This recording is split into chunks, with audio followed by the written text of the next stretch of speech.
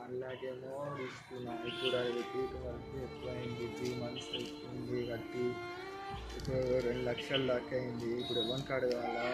ఇంటికి ఫోన్ చేస్తే వాళ్ళు చెప్పాడు. ఇక మన కుట్లో ఒకడు మార్గము. రేవంత్ గారికి అయితే కాల్ చేద్దాం.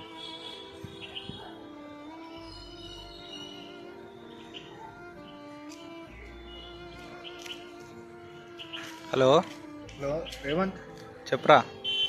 అరే మామ, అమౌంట్ కావాలరా. తర్వాత మాట్లాడదాం, మా ఆఫీస్లో ఉన్నా. అరే ఇప్పుడే కావాలరా, అర్జెంట్ రా. అరే చెప్పు, ఏమేం చెప్పు.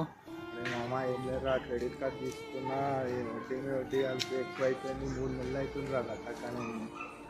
ఎంతరా? 2 లక్షలు అయినాయిరా.